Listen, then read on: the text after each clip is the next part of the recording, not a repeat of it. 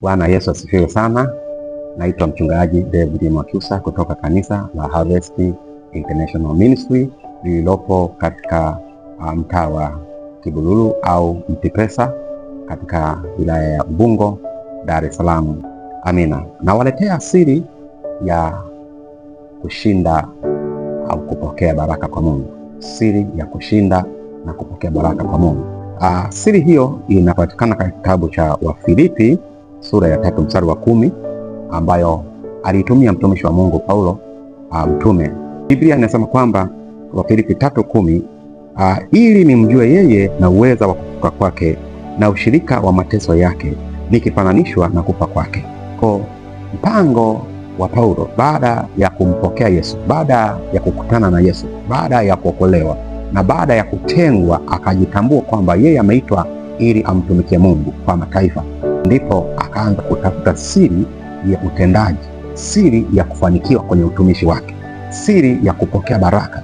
Kwa hiyo akaanza kutafuta, na siri yenyewe ndio hii hapa anaionyesha wazi akiwaeleza watoto wake wa Korinto, kanisa la Mungu.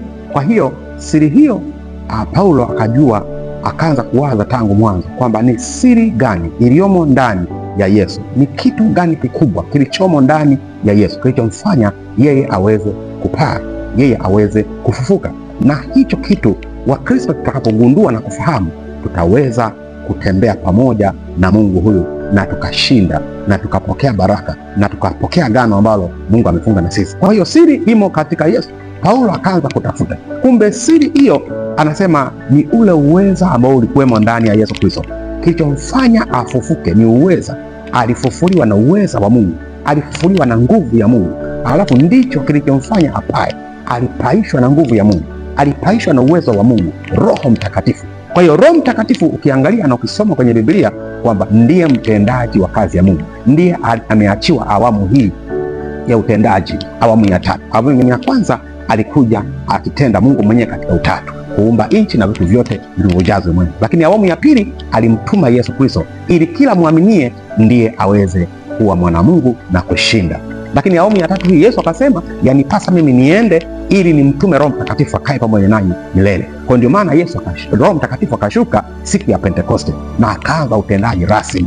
Maeneo yote duniani kote anafanya kazi ya Mungu kwa ajili ya kulitengeneza kanisa, kuliumba kanisa, kulifanya kanisa liwe na ushindi dhidi ya dunia, dhidi ya shetani. Kwa hiyo siri yake ni uweza, ni Roho Mtakatifu, ni nguvu ya Mungu ambapo kila Mkristo akiipokea, akiwa nayo, hakuna milango ya giza itakayomshinda, hakuna nguvu za giza zitakayomshinda, hakuna utendaji wa shetani utakaomshinda. Kanisa la Mungu, wateule wa Mungu, magonjwa, uchawi, ushirikina, umasikini na vitu mbalimbali ambavyo shetani anaviachilia duniani ili kuwakamata watu na kuwakandamiza na kuwafunga, lakini vyote vinaweza kuondolewa kwa nguvu ya Mungu, kuondolewa kwa Roho Mtakatifu, kuondolewa kwa mamlaka na uweza ambao Yesu aliusema tangu mwanzo, akamwambia Petro na wengine mitume kwamba nimewapa mamlaka ya kukanyaga nge na nyoka.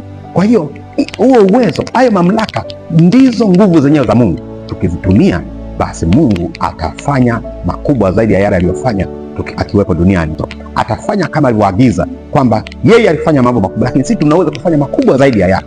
Kwa hiyo Mungu wa mbinguni atujalie neema hiyo ya kupata uweza, ya kupokea uweza, kuujua kwa undani, tukaufanyia kazi kwa viwango vya juu vya kibiblia, ndipo tutaona matokeo.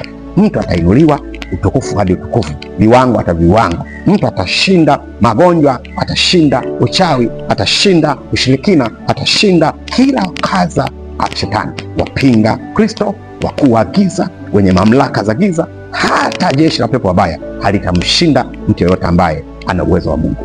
Mbarikiwe sana. Shalom, shalom.